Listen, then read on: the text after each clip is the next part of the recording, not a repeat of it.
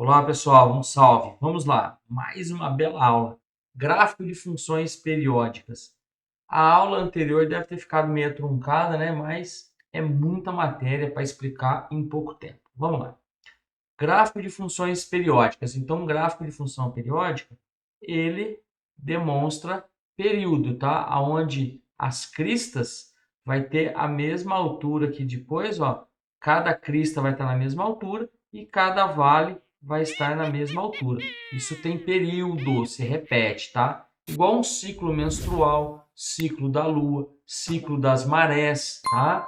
Isso aí é tudo os meses do ano, semanas dos meses, tá? É tudo período. Construir o gráfico de uma função periódica. Vamos investigar o comportamento da função. f de x é igual a menos 1 elevado a x, f é igual a n, n em n. Para começar, preencha o quadro com os valores corretos. Então, ó, aqui vai ficar a f de 0 é igual a menos 1. No lugar do x, eu vou colocar o 0. Nós sabemos que qualquer coisa elevado a zero é qualquer coisa. Então, menos 1 elevado a zero é menos 1. f de 1. Menos 1 elevado a 1. Qualquer base negativa elevada a expoente ímpar, nós sabemos que é o quê? Aqui é 1, não é menos 1. Vai dar negativo. E 1 elevado a 1 é 1. f de 2 menos 1. Se vocês conheceram algum programa para escrever, vocês me avisam, tá? Poder melhorar a letra. Esse programinha aqui é muito ruim. Nós sabemos que qualquer base negativa elevada a expoente par vai ser positivo.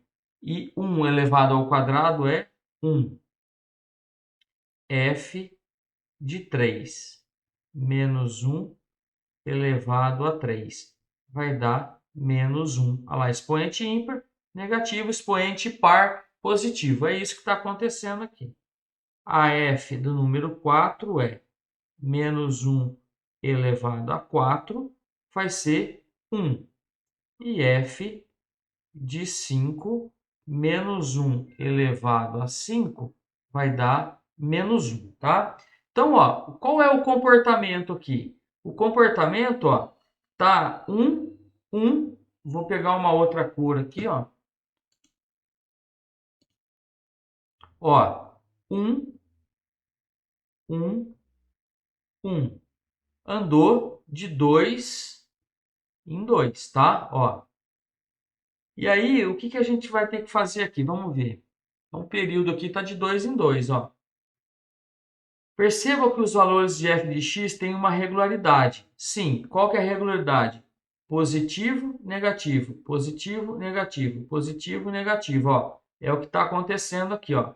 Positivo, negativo, positivo, negativo, positivo, negativo. Ocorre nesse caso que a f de x é igual a f de x é igual a f de x mais o período, tá? P período, para todo valor de x do domínio. Quando isso acontece, dizemos que se trata de uma função periódica. Além disso, o menor valor de P é o período da função. Então, o menor valor de P, nós estamos aqui, que é o quê? Positivo, tá? Ó, é positivo.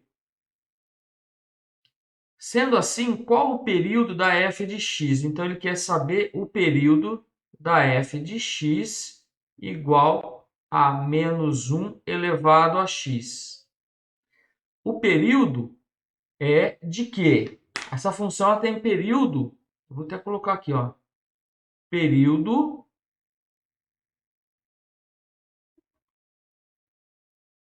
igual a 2. Por quê? Ó?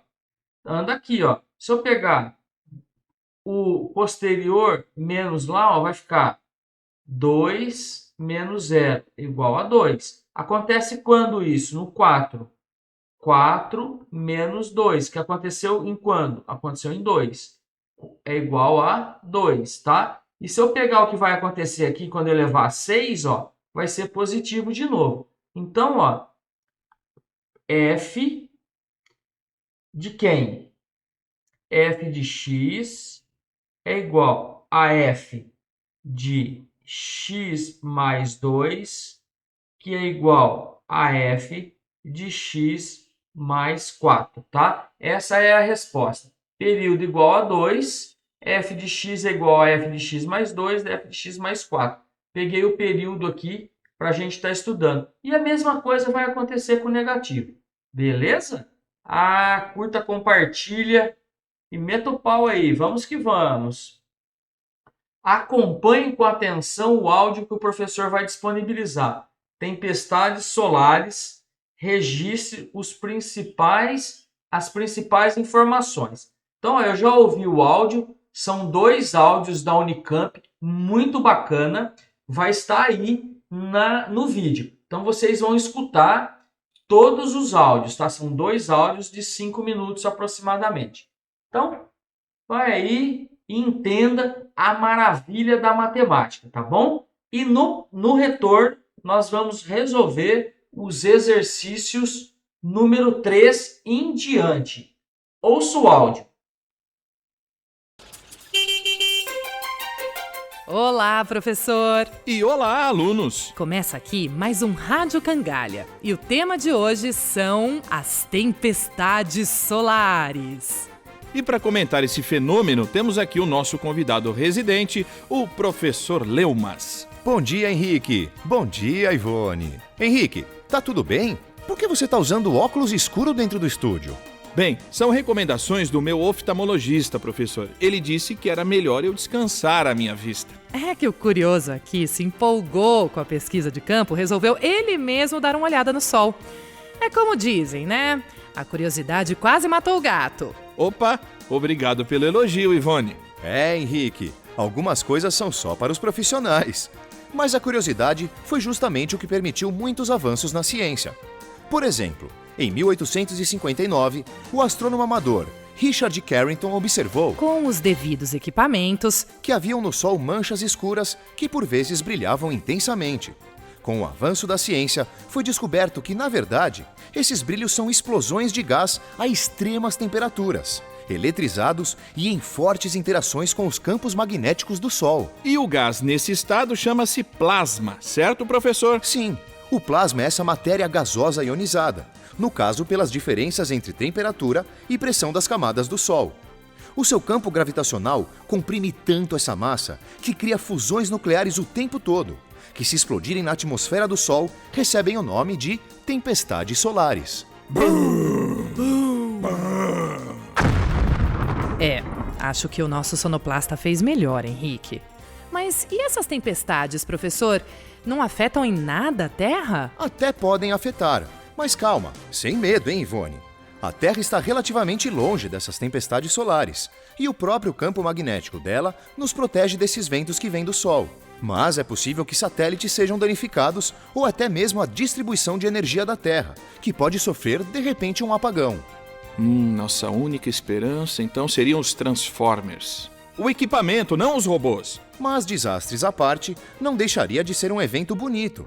Porque, quando os polos magnéticos da Terra colidem com outras cargas, ocorre a aurora boreal.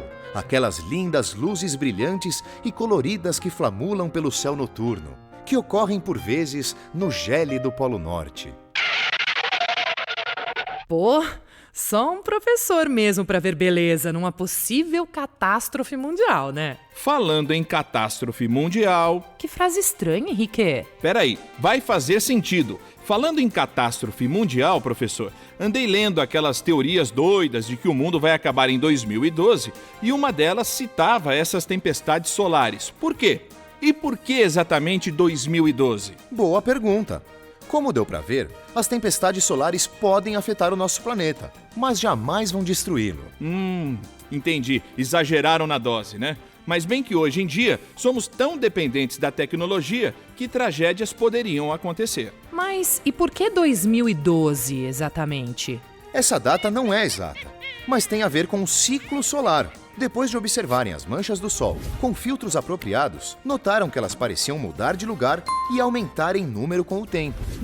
Então às vezes existem mais manchas e outras vezes menos? É mais ou menos por aí. Um ciclo solar dura cerca de 11 anos, e essa variação coincide com os picos de atividade eletromagnética no Sol e com as tempestades solares que se repetem a cada 22 anos aproximadamente. Então, o último pico deve ter sido em 2001 e por isso já estão tentando prever o que vai acontecer em 2012. Exato. E pensando nisso, imaginem um gráfico da atividade eletromagnética do Sol pelo tempo. O que iria acontecer? Já sei, os resultados iriam se repetir. A cada 11 anos, os dados da atividade no Sol iriam atingir pontos semelhantes no gráfico. Muito bom, Ivone! Como existe um padrão de repetição nos dados, seria possível traduzi-los numa expressão matemática que envolva o tempo, que chamamos de função periódica do tempo. Poxa, podiam ter dado um nome mais excitante. Mas ok, vamos falar mais disso no próximo bloco. Voltamos já!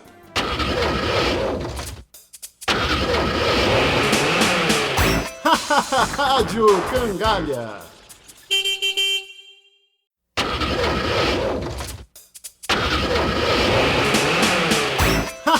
Rádio Cangalha. E aí, pessoal? Estamos de volta com mais. Vimos antes do intervalo que as tempestades solares podem afetar a Terra, que eu tenho péssima cautela com a minha saúde ocular e que os fenômenos periódicos, como o ciclo solar, podem ser expressos via funções matemáticas. E as funções periódicas são importantes para quem está aprendendo funções trigonométricas, como seno, cosseno e tangente. Querem saber como? Eu não, odeio trigonometria. Poxa, que desnecessário, Ivone. Ah, desculpa. Eu li errado o meu roteiro. Era para eu dizer: eu não odeio trigonometria. Ah, tá. Sei. Voltando à trigonometria. Vamos falar da função seno. Pensem no clássico desenho da circunferência, aquela de raio 1 com seu centro na origem do plano cartesiano. Lá temos o eixo vertical y, que marca os valores do seno, e o eixo horizontal x, que marca os valores do cosseno. E esses valores correspondem ao ângulo da circunferência em relação ao eixo x. Com isso em mente, pensem que queremos fazer um gráfico da função seno em termos de um intervalo de ângulos. Para facilitar, podemos fazer uma tabela com os valores de seno dos ângulos notáveis. Ah, sim, os ângulos 0, 30, 45, 60 e 90 graus. Ou em radianos, 0, π sobre 6, π sobre 4, π sobre 3 e π sobre 2. E seus senos são 0, meio de raiz de 3, meio de raiz de 2, meio e 1, respectivamente. E por simetria, podemos descobrir outros valores de seno e cosseno na circunferência. Enfim, usando valores da tabela e mais outros, podemos fazer um rascunho do gráfico da função seno. No eixo y, os valores do seno sobem do 0 até o número 1 e depois caem até o menos 1. No eixo x estão os valores do ângulo do 0 em diante. E o desenho do gráfico parece uma montanha-russa nerd. Depois que a gente conhece os valores de 0 a 2π ou de 0 a 360 graus, não precisamos fazer mais contas, apenas repetir o desenho, pois os valores se repetem. Certo. Podem repetir inclusive para valores negativos do ângulo. Fizemos assim o gráfico da função seno. E se definirmos que o período da função é o menor intervalo no qual ela passa por um ciclo completo, descobrimos que o período dessa função trigonométrica é 2π. E uma função f de x igual a cosseno de x, como ficaria? Sei que o método para fazê-la seria igual: completar o desenho da circunferência no eixo cartesiano com os arcos dos ângulos notáveis e fazer uma tabela com os seus valores de cosseno. Nesse gráfico, vocês veriam um desenho diferente, mas parecido, pois também ele é periódico, com período 2π, e os seus valores no eixo y variam de menos 1 a mais 1. O nome da primeira curva que fizemos seria senoide e o nome da segunda seria cossenoide. Nossa, que flashback do ensino médio! Deu até saudade das minhas polainas de lã. Poxa, Ivone, não entrega a nossa idade assim. Bem, garotada, tomara que o seu professor seja bom de desenho, porque o Leumas aqui faz um garrancho. Já que vocês não conseguem ver, vou pedir para o nosso sonoplasta traduzir ele com sons.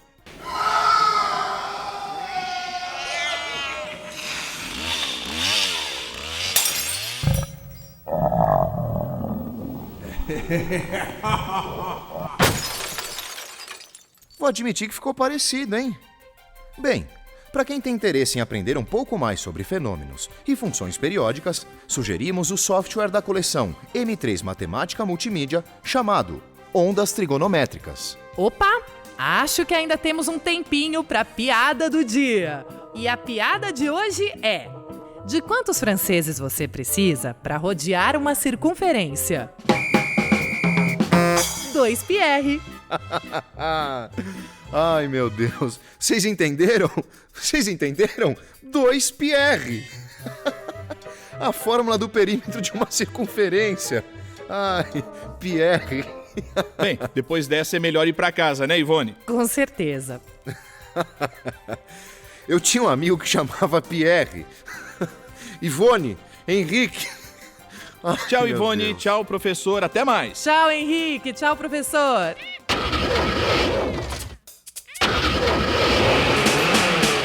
Rádio Cangalha. Este programa é uma produção do projeto Matemática Multimídia da Universidade Estadual de Campinas.